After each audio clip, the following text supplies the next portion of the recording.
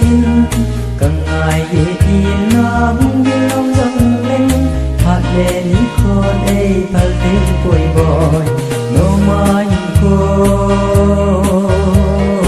nam ăn dinh như na dần thấy khăn khô vang đắng lâu nồng na na sâu mai bé nu ca càng đale cả lòng sẽ đã chưa thấy đâu cả ngày bên Merina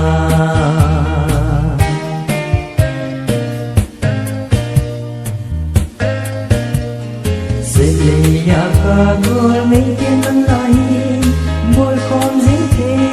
lệ hẹn lung đi y khăn khô lệ y khăn khô lắm đâu ngàn tê Ipa lên lại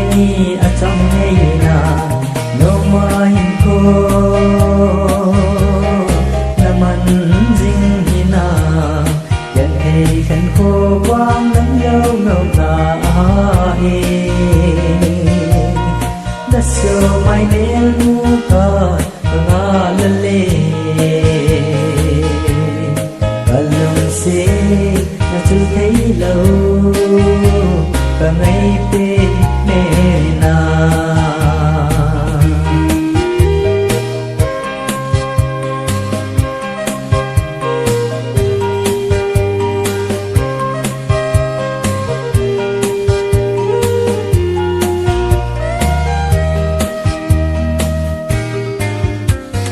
Nét tình sẽ đúng nga camil dây lâu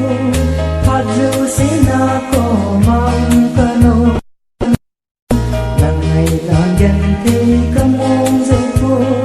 ta đi ra lấy thêm thôi hình ghé no mai cô nam ăn dinh như na dần thấy khăn khô quang nắng lâu nồng na na sâu mai nén mu ca càng ngọt đale cả lòng sẽ đã chưa thấy lâu